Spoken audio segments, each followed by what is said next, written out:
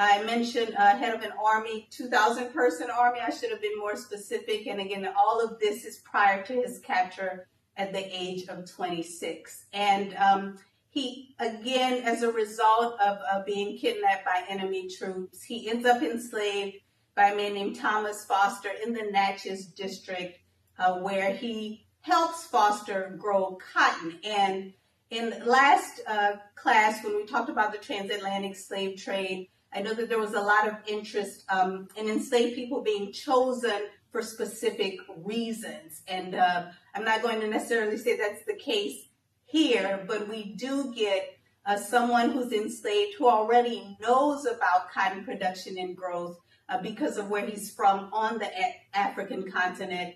His slave owner does not have the same skill set. So he's actually able to help Thomas Foster become a very wealthy cotton producer and, of course, essentially a very wealthy slave owner. He initially tries to run away. He can't figure out how to get out of these circumstances, as with many enslaved people, of course, and then eventually resigns to his fate in some ways. He settles down and marries a native-born woman named Isabella. They have 5 sons and 4 daughters.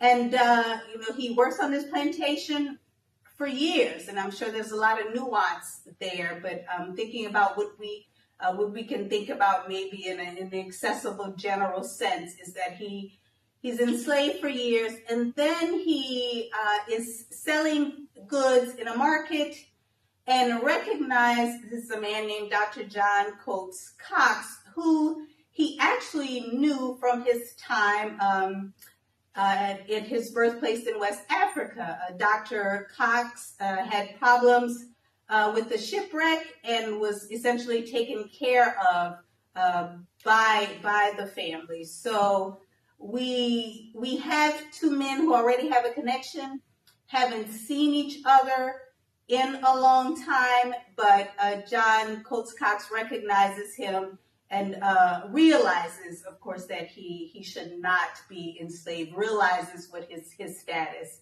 is. So, after putting up many fights, even with some support from Cox, also with people from the American Colonization Society, and even with intervention from members of the U.S. federal government, he's ultimately freed, but not his family. And his freedom was also being contingent on being sent back to Africa. And he refuses to do that, so he stays in the country, really trying to get his wife freed and his children freed as well. He's successful in terms of gaining freedom for his wife. They end up being sent not back to Guinea, but back to the African continent, but more specific Liberia, which is significant in terms of being a society as a target for the American Colonization Society. So again, very, like I said, fantastical. Maybe unusual in some ways, but there are stories, I'm sure many more of these to uncover that folks are probably still thinking through and working on. And I also mentioned when I first said that he also spoke Arabic. One key part of this particular narrative is that when he was getting support from white men in the U.S., in some cases it was under the presumption that he was Moroccan. They didn't really know where he was from. He went along with it, hoping this would work for him, but essentially, in some ways, that worked against him. And I said that I think about slavery in the present, so I'm going to intersperse some of these things here a bit. Just recently, there's been the unveiling of a state historical marker honoring the prince, and this is a long time coming. The book was written in the 80s. Folks have known about this for a while, but we now have the people and institutions in place to help with a lot of these things. Roscoe Barnes, who's the president, executive director of National Historical Society, the Natchez, Historical Society, is one of those folks who, along with state historic preservation folks, you see, some of you might recognize Michael Morris, who's, if you're facing the screen here, is going to be just to the immediate right of the marker, who's head of the two Mississippi museums, who's also helped in this effort. So it's been a collaborative effort, but it also shows how long these things can take in terms of memorialization, and that's, again, something we can also talk about if folks want to later. So just to give you a sense for those who might not be familiar, if I remember correctly, this was written in 1986, but maybe someone can check that. But historian Terry Alford's book, Christendom Among Slaves, again, was made into a film, which might be accessible. I haven't checked in a while, but for those who might be interested, again, it's worth the watch. So the transatlantic slave trade as this first middle passage is the one that really helps us to think about folks who are enslaved on the African continent, coming to various parts of the Americas, even going to some parts of Europe, as we saw in the last class, and the transatlantic slave trade associated with that. And that really leads to these first generations of Europeans who end up as wealthy planters on the East Coast or in the seaboard states of the U.S. But after the banning of the international slave trade in the early 19th century, folks who are these new U.S. Americans are really thinking about how to keep slavery profitable without being able to continue import, although we know, as I briefly talked about last class, that there's still folks who are coming in illegally after that. But this second middle passage really has to do with this movement from these eastern seaboard slates into what's this old Southwest territory that I mentioned earlier.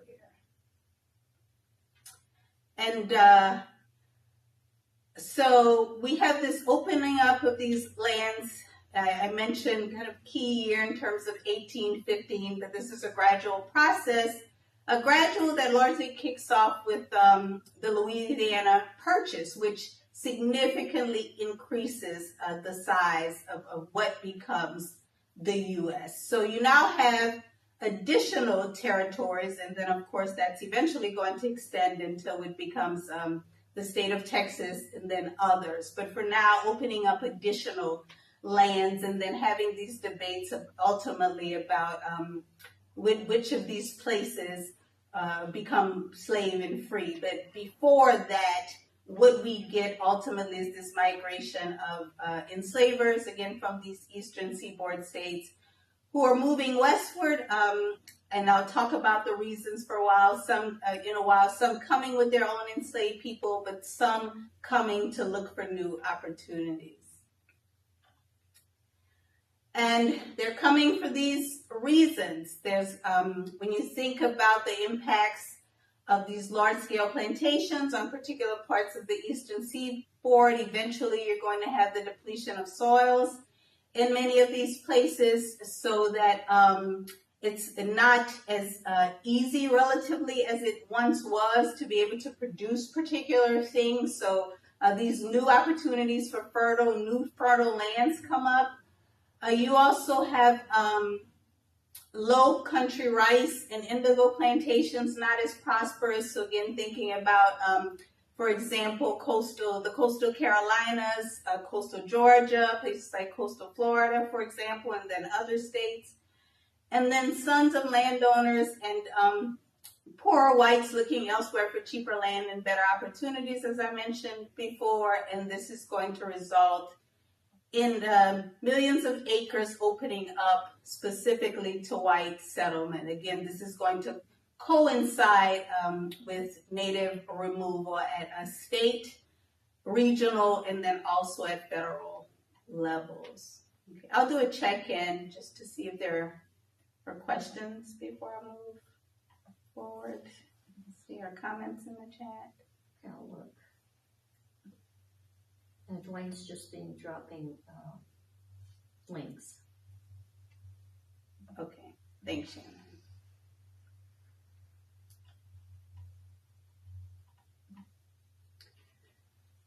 Okay, so when we think about what causes the Deep South states to become integral to overall Southern economies, again, this is when we get to this rise in this rise of what becomes King Cotton. And here you can see when we think about colonial slavery, these particular states in the northeast along the seaboard onto what becomes Florida in the U.S., largely dominating the slave trade. And then you see this shift at around this time to what again becomes the Deep South, as far west as Texas, as I mentioned earlier.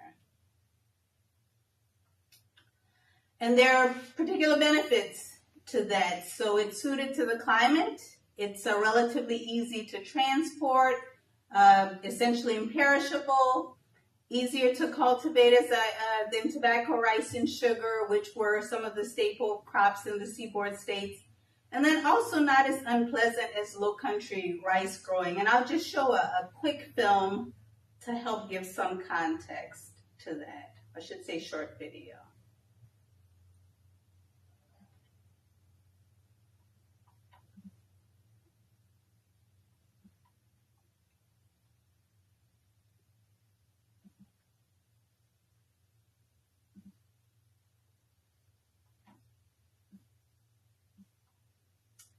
Okay, I'm going to play this. If anyone has trouble hearing, then let me know.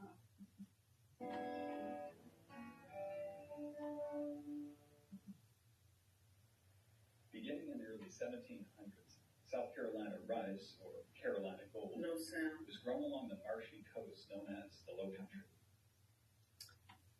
Okay, thanks. I think that might have come from Bev. You all aren't able to hear that? But in the subtropical low-lying topography.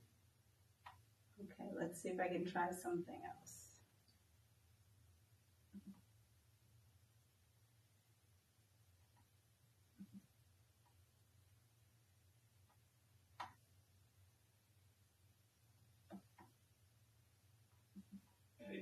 It was rice that would thrive, but only. Okay, can folks hear now? Can you all hear? Rice growth and control weeds and pests. Rice planters adopted an elaborate irrigation system, which they still can't hear. Fresh river water in and out of rice paddies. Africans were forced to clear swamps of trees, close them with earthen levees, and then construct an intricate system of dams, floodgates, ditches, and drains. Once built, the entire hydraulic apparatus required technical operations and constant maintenance by skilled Africans. Highest in demand were those from the Sierra Leone region of West Africa, who possessed a strong knowledge of rice culture. Okay, I'll try one more thing, and then if not, we'll just move on. But by the mid-1800s, the price of rice had fallen. The Civil War and a series of hurricanes in the late 1800s damaged many plantations. That might explain it. The emancipation of Africans meant a permanent loss of slave labor and an end. It's showing that it's on from my end. But it's not sure to the straight.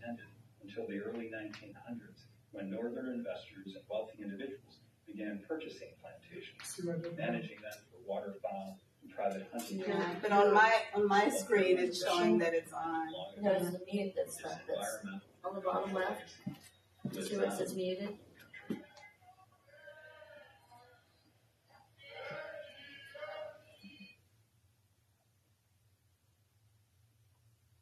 Okay. Would you put the YouTube link Right in here. the comments? Yes, I can do that. Thank you.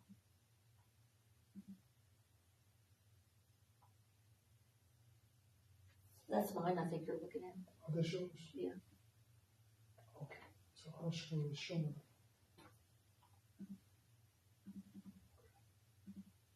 That's me that you see. Okay, I posted it, so hopefully you all can view it later. But it's really just in a very general sense, talking about how it takes a lot of ingenuity and it's very intricate to irrigate a rice field. So they're essentially talking about the difficulties of that process and then the skills that it takes.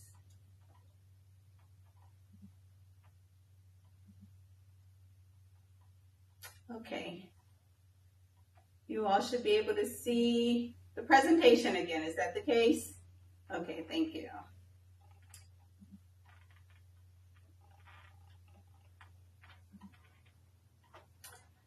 Okay, so if we think about how and why cotton flourished,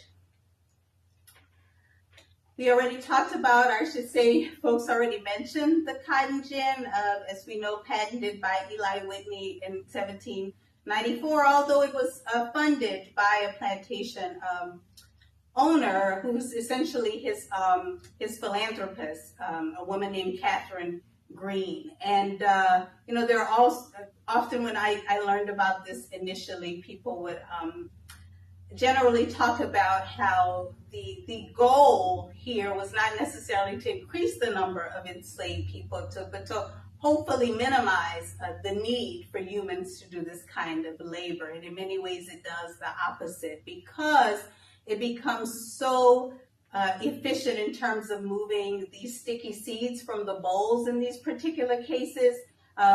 Folks, particularly enslavers, plantation owners more broadly, just start to buy up more enslaved people to produce, to pick more cotton for production, at least in terms of export to Europe. So it doesn't do what folks might initially think it would have done. And one thing that I should have mentioned that would have also been in that short video is that the type of cotton, the Sea Island cotton that we get on the seaboard coast, is not the same as the cotton grown here. So it doesn't have that same sticky seed that needs to be removed from the bowl in the same way, but it doesn't efficiently grow in the deep south. So this is why we have this sticky seed variety. If I remember correctly, it's a Mexican variety, and this technology specifically helps with that.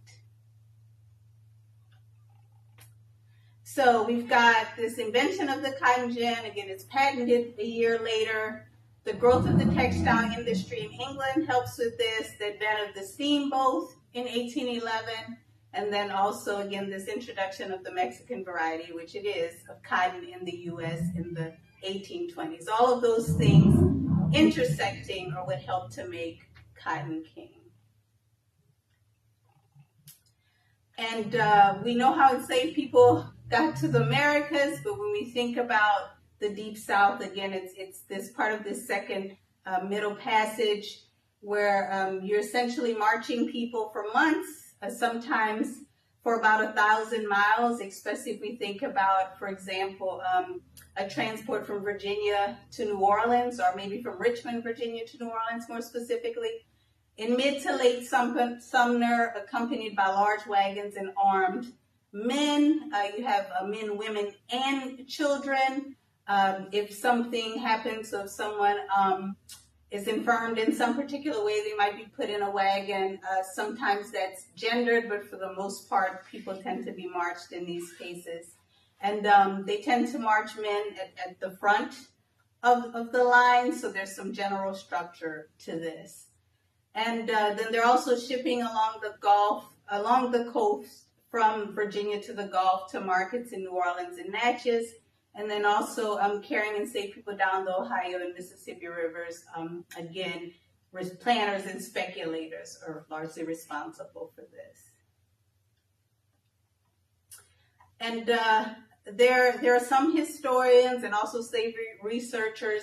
Some of you might be familiar with Ed Ball, who became popular with his book Slaves in the Family, and he refers to it as Slavery's Trail of Tears. There are others who think about it that way as well. Thinking about the Trail of Tears specifically as the removal of particular Cherokee populations to what becomes the Oklahoma territory. So thinking about, again, that literal migration of populations, forced migration. So you can see an example here in terms of image, a coffle of enslaved people being marched from Virginia west into Tennessee, and this drawing is circa 1850. So I also included, there's another short form piece here, Retracing Slavery's Trail of Tears, that's written by Ed Ball specifically. And in this piece, what he talks about is doing some archival research and finding a note dated April 16, 1834 from a man named James Franklin in Natchez. And the notes to the home office of his company in Virginia. And he's working with a partnership of slave dealers. One is his uncle, Isaac Franklin, and another John Armfield. And I'm sure there are folks who are watching or are either in the room who are familiar with Franklin and Armfield as pretty notorious and successful slave dealers. A reference that a lot of folks use more recently for this is Joshua Rothman's The Ledger and the Chain, where he talks quite extensively about them. And so specifically, this is one way that we could see in terms of historical archival records, in some ways, what this phenomenon looks like. So one thing that he mentions is that we have about $10,000, which is about $300,000 today to pay yet. And should you purchase a good lot for walking, I will bring them out by land this summer. So again, we can get some sense of what we're looking at in terms of cost and the type of wealth that someone would have to have in order to transport a colony. I think that I might have heard a comment. I just want to double check to make sure that I'm not missing anything. I believe someone accidentally unmuted themselves. Okay. I took care of it. Thank you.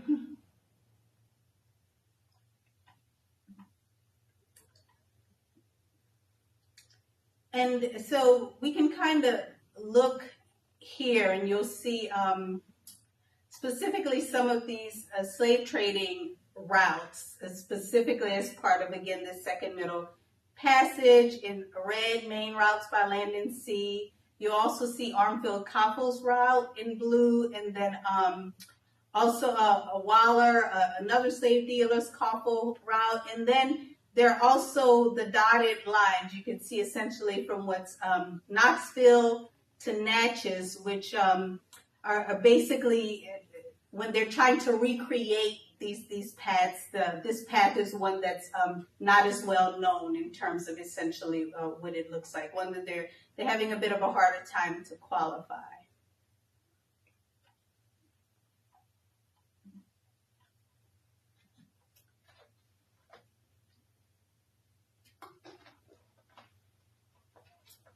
And I also have another video that I was going to play at this point, but I'll just go ahead and I'll pull it up, and I'll also share this so that you all can listen. But I'm again thinking about as I shifted from the story of Prince Ibrahima to thinking about commemoration.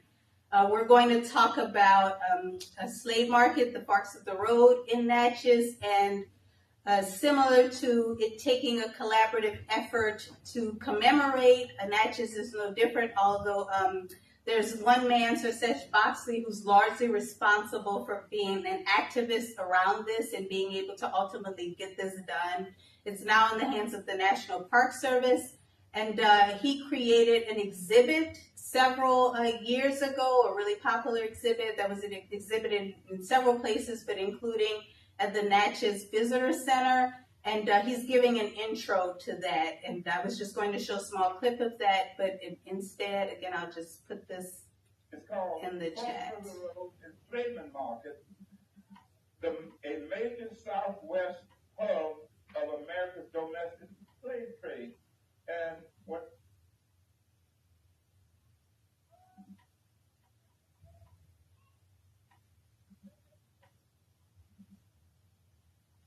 Okay, so everyone should have that. I just, he's put in all of this work, so you should all really hear it from him. So hopefully you can take some time to watch that.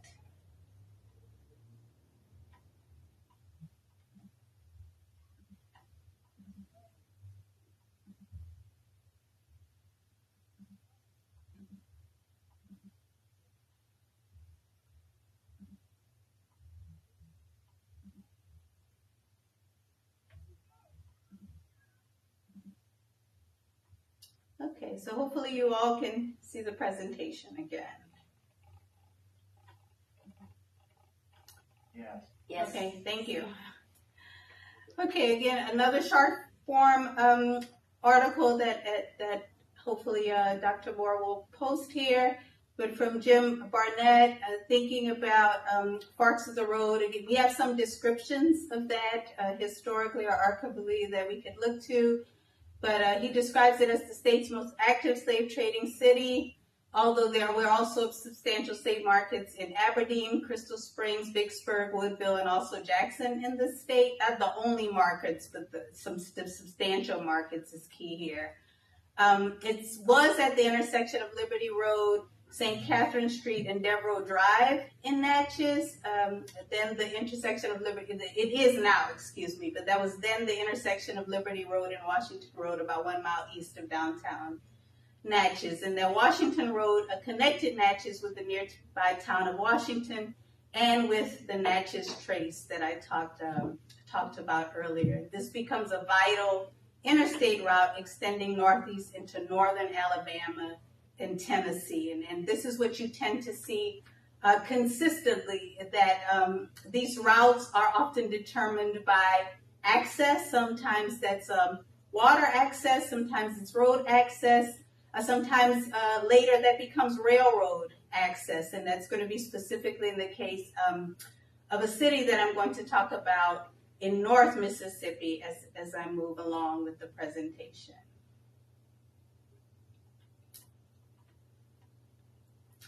So I'll give you all a few seconds just to read through this description so you can get a sense from a firsthand witness of what this particular slave market looked like.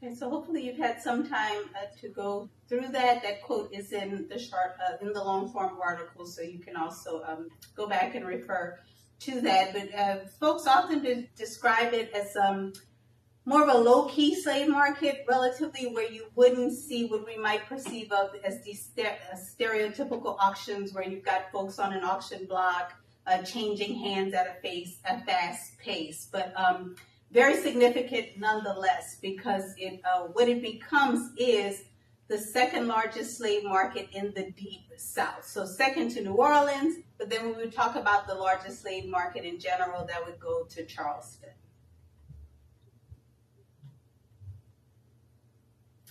Okay, so I'll shift a little bit in terms of from this historical context to get us to think more about what these enslaved communities would have looked like, so qualify them to some extent. Again, there's always a lot of nuance. So here in one entire state, I'm picking and choosing cases as examples. I certainly don't know all or most, but what I'm going to try to do is use my experience of generally thinking about antebellum slavery and then helping to put some parts of Mississippi within that context.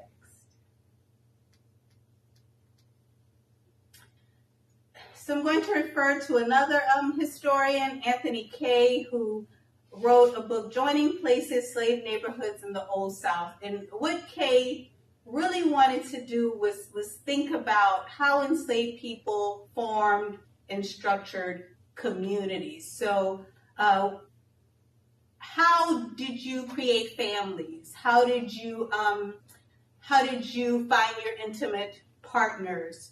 Where did you go for holidays, for example, if you were able to do that? With whom outside of your particular plantation did you spend time? So you really started to look at a lot of these things historically and looked at them in the form of neighborhoods. And one thing that he says that's here is that often this creation of life was done through two key things, that's family and religion. And those are the things that I would tend to talk about specifically if I was maybe teaching a class of undergraduate students. But for the sake of time here, I'm going to think more about family units, and then we're going to get to think about work roles, to some extent gender roles within that, and then also think about the architecture of slavery a little bit as part of this. But I do think it's key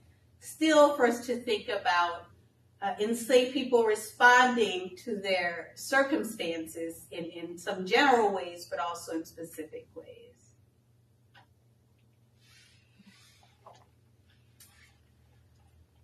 So by this point, again, between 1830 and just before the beginning of the Civil War, you have, at least in terms statistically, maybe an approximate about 750,000 enslaved people coming from the Upper South, again, those seaboard states that I mentioned and a few others, to the Deep South in that period. And this traffic in human property continues even after enslaved people arrived in their new locales. And I'll give an example of that in a bit, at least a first-person example, or from first-hand experience.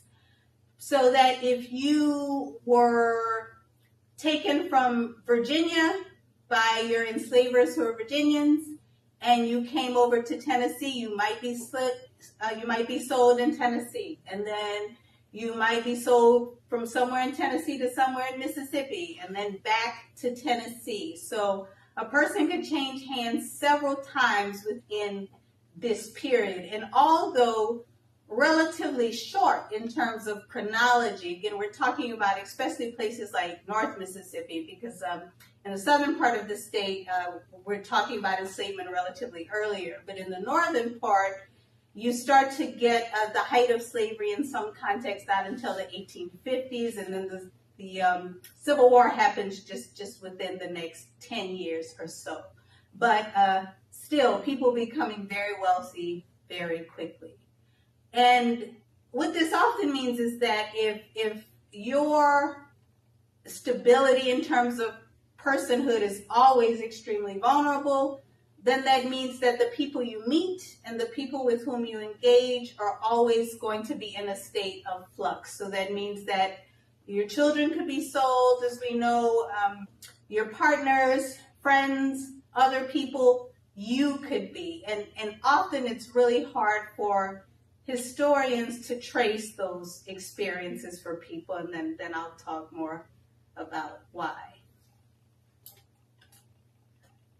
So when we think about the family for enslaved people, that becomes an important anchor. It's also not a coincidence, because what slave owners in the domestic slave trade do is know that if they can no longer legally import people from Africa, that you've got to create your own domestic slave population. And one way to do that is to walk this fine line of creating some stability in terms of partnerships between enslaved men and women to reproduce children, while not respecting family units enough to keep them together consistently. So this, of course, we see across what becomes the U.S. South. But for enslaved people, still owners could never fully have control of these relationships, and they're restricted, but still tend to make some decisions for themselves. The families, as I said before, as with relationships between people in these neighborhoods, are very unstable, largely because marriages aren't recognized, of course, especially at this point in antebellum slavery that we talked about. But if we're looking at colonial slavery, sometimes that could look a little bit different, especially under French and Spanish control. But this is later. There's always a fear for separation, and then always a fear, especially by enslaved women, but also, of course, with enslaved men, of sexual exploitation by owners, but also with other white men who have relatively more power. They also create these neighborhoods across social networks, dances, holiday celebrations, weddings. Even though marriage isn't legal, the relationships are recognized, and I'll talk a little bit about what that looked like in particular parts of Natchez, because we have some records of that. And also prayer meetings, religious services. Again, this is not a comprehensive list, but just to give you a sense of how people are creating lives, or more fulfilling lives for themselves as best as they can.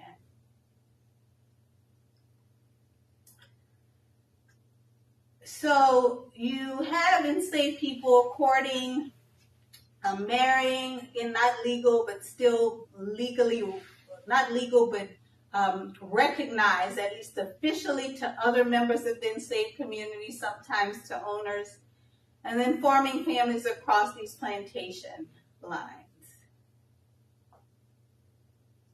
And we're going to look at one case, Mary Ann. I'm going to say Helam, but it might be Helm. If someone knows how to pronounce it, then please correct me on that if they're familiar with the last name. But I'm going to say Helam for the purposes of this class. But this is an example of someone who is sold several times through this second middle passage, and then also is essentially forced to marry someone chosen by her owner, and I'll talk a bit about how we know the context of that. But she's born in Kentucky. She's has one owner there, and then essentially 3 owners in the state of Mississippi. She sold with her firstborn daughter, and then they were sold to a second owner in Mississippi.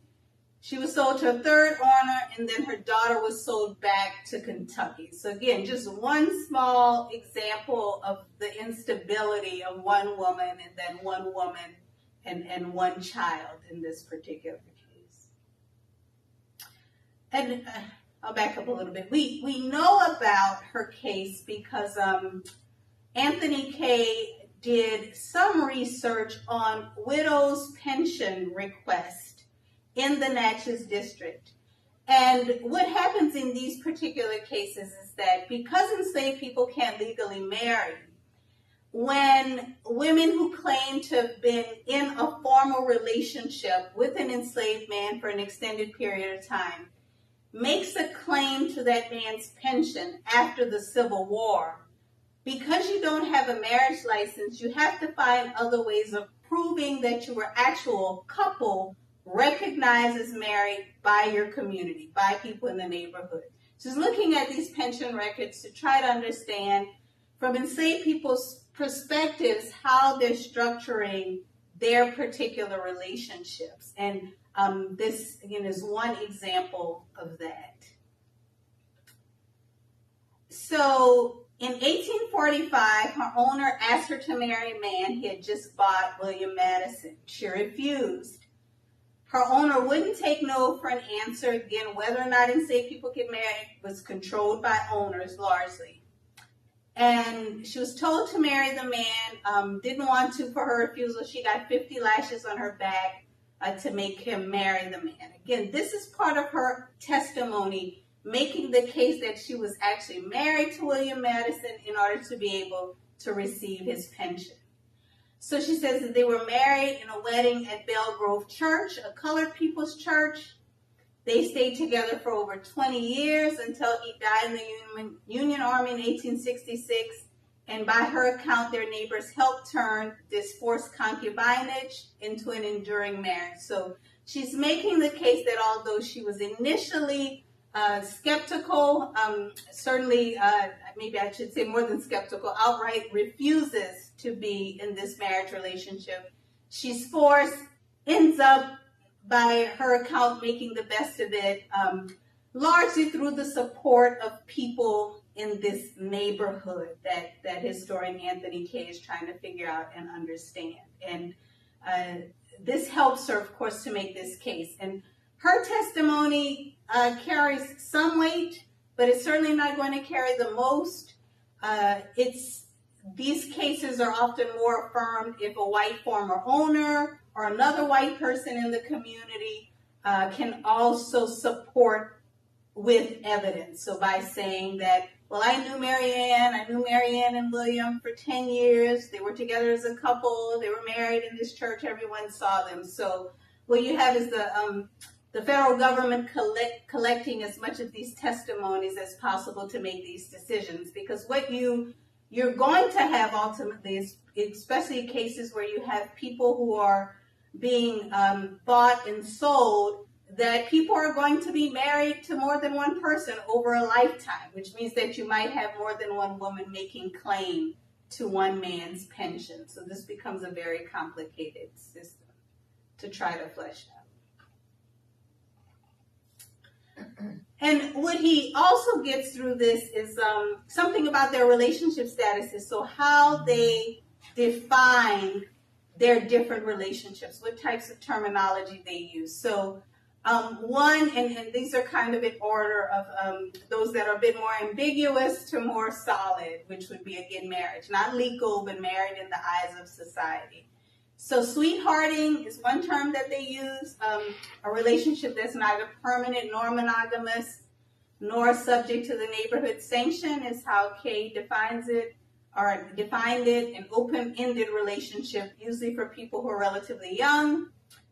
There's also a status of taking up, which is also temporary, but for more mature couples who are preparing to submit to their neighbors in formal recognition. Living together, again, you're making a more explicit statement that you're a couple, entitling men and women to share a surname as well as a cabin, and then ultimately marriage, which I have permanent here, but again, as we know, it's up to the slave owner. People weren't necessarily kept together because they were married, but more permanent than the other relationship statuses. And that's distinguished by cohabitation, but also by the formal recognition with a wedding. I'll just check in. Any questions in the chat? I think it's just links, you know. It appears to be just links. Okay, thank you. Oh, it says, is the exhibit at risk with current administration? Yeah, I think that I replied to that one. I don't think that it's still up, but I would have to double check that. I think that this was several years ago, so it's probably taken down at this point. Someone has their hand raised. Beverly? Okay. Jody, I have a question. Yes. For those documents in terms of pensions, were they able to get their pensions approved for any other category other than marriage? Not that I know, Bev. My understanding would be is that it would have to be formally recognized as a marriage. Now, this is also not like my specific focus, so I can't say that that's never happened. But it was difficult enough. So we're talking about money, right? It's difficult enough to prove marriages. So I would find it pretty difficult to extend that for the federal government to extend that into other categories. That's what I was thinking. Yeah. So I just wasn't sure. Yeah, my guess is that's probably it. Yeah, because that was competitive in itself. Again, as I said, you had more than one woman making claims. Sure. Great question. Any others?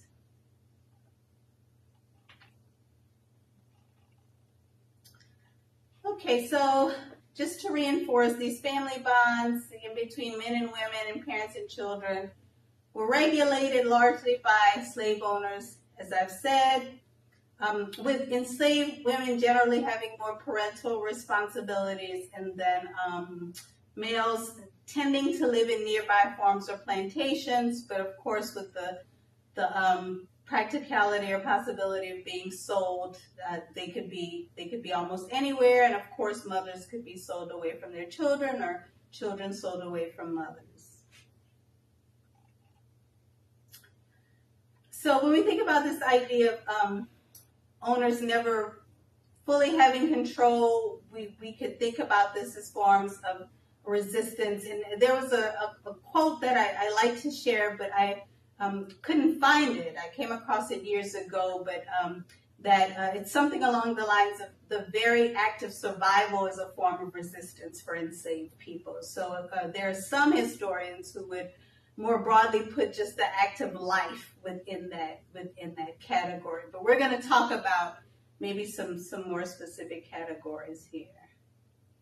So, music, again, creating types of music, something that we're familiar with as, as the roots of particular types of music, but resisting in these ways through dance, through forms of worship, through style of dress, through medical practice, through food, and then also through language. Okay, so all very key things here. And again, that during the Q&A, if folks want to talk more about any of these things, we can do that. When we think about more finite forms of resistance, so some of you might hear these terms overt and covert resistance. Covert forms of resistance are those that are within the institution of slavery. Overt means that you're making an attempt to get out of that institution. So these would be in that category. Either committing suicide, murdering an owner, poisoning a master, burning crops, running away. Also infanticide, especially female children. Mothers murdering their daughters as babies or young children because of the threat of sexual exploitation. And then also the most difficult and also least likely to happen is organized rebellion or fear of them. There haven't been many in the U.S. We know that the only successful one that we know of in the Americas that we could think of in terms of organized is that of Haiti or Saint Domingue, but people in the U.S. certainly did make attempts. If anyone's been to Whitney Plantation, the 1811 rebellion on the Germany coast is another one. The German coast in Louisiana is another one that's well known that people often talk about. But I have organized rebellions in fear of them here for a reason, because sometimes they are explicitly organized by enslaved people. Other times, they're a product of white people's anxieties about enslaved people resisting. And the consequence of that is another case, which is the Second Creek plot, and this is in September 1861. Some of you might be more familiar with relatively early slavery historian Winthrop Jordan. If I remember correctly, he had a grad student who came across some documentation on this revolt, and then Jordan subsequently wrote a book. There have been some critiques of that, and I'll mention one to kind of help with the context here. But if we just kind of think about general plot, I have here slaveholders in the Natchez District mobilized for war. Slaves around Second Creek in Adams County supposedly plotted insurrection. Again, I say supposedly because there are other historians, and I'll present one in a bit, who focus more on the white anxieties rather or not than whether there was a real rebellion.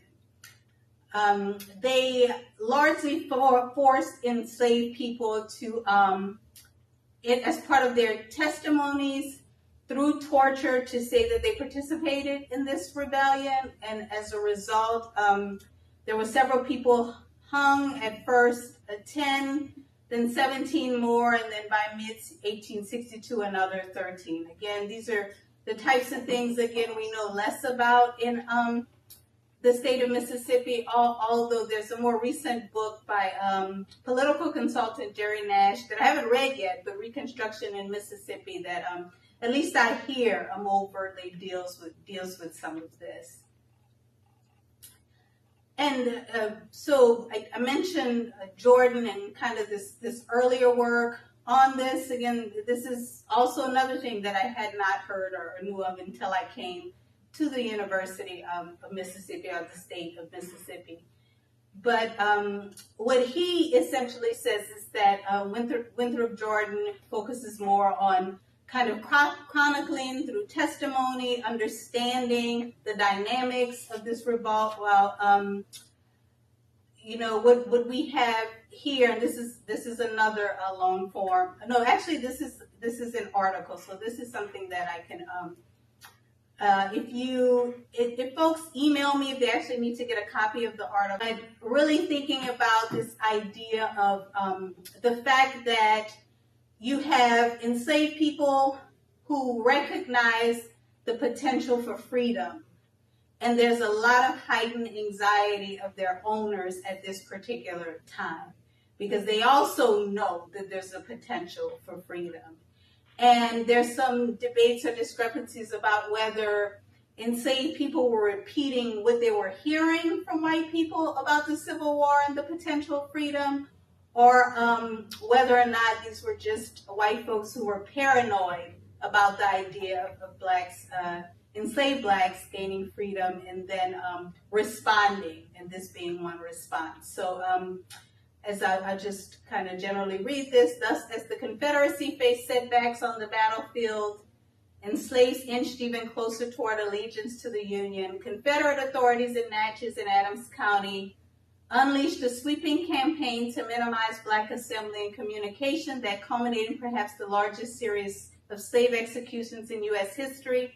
White paranoia was not unfounded as slaves and free blacks prepared for the coming of the federal troops, waiting for the invasion to unleash their own uprising against slavery. So what's key here is that whether or not this was a literal conspiratorial plot on the parts of enslaved people might be less important than the idea that they, in many ways, were ready for what was coming, what was on the horizon here. May I ask a question? Yes.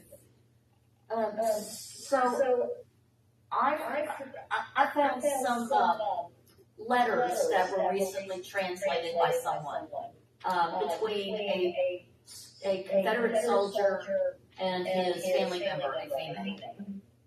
And I think they were in Tennessee. In that discussion, she is telling him that the war is making these Confederate leadership money, and that they were tired of war, they wanted the war to end, and they were willing to capitulate, the people were, but that these generals were making, and other people were making big money, and so it was like the same old thing about the military, the industrial military complex, just pre-industrialism. Have you come across any research related to that and about how the impact on the enslaved population as feeling manipulated and they're knowing that this was going on? Can you say a little bit more maybe about manipulated? Just the idea that the war itself was making certain individuals money. Not the idea of maintaining the enslaved population, but the idea that the war itself was making people rich. And that seems to be prevalent in these letters that I've been reading. So if I just understand correctly, Shannon, the war making particular white planters rich, but not the majority of white men. So that's, the thing that's coming up for me maybe is the Free State of Jones, to kind of think about the context. And I think that Adams County was similar in that this was not a majority white planters who were in support of the Confederacy, but in many ways felt swayed to a particular side. I'm just not maybe sure that I understand maybe about the impact that would have on enslaved people, but certainly on those men who are fighting. It was interesting because it was hearing from people who were just, they were not healthy white people. They were just common everyday people trying to make a living, and the impact it had on them. But of course, we don't have those letters from African Americans that were enslaved because it was illegal for them to write and share information like that. So I'm just curious if you've ever come across anything that would work. Yeah, that's I'm getting confused with this unmuting and muting. So let me try to do I just this turned mine again. Okay. Yeah, so not anything that's popping up, although I'm sure that there are, firsthand witnesses somewhere where that might be the case. I just can't think right off of that. Maybe that kind of there's so much instability, and I guess it would be related to essentially how much someone's heard or might think they know in that context. But I couldn't even imagine how slow this information would come through in some places, and then how fast-paced it might be in others. Yeah, I don't know. Thank you. Okay, yes. I just got a quick question. It's kind of a tricky question here because at the time of the war, I was trying to see how did they go about recruiting the soldiers from the north to the south when both is supposed to be part of the United States? Was the state separated in the fact that to the point where certain people say we'll join the army to fight for freedom down here, and we'll fight the war, join the army to fight against freedom? How did that resonate? How did that come about? I mean, did people just start recruiting, say we're gonna fight down, or how did that go about? Is it any? Yeah, let's see if I can unmute myself here. Okay. If I have to repeat it, I will. You're not muted. Okay, now I can actually see, so that's helpful. Can everyone hear me?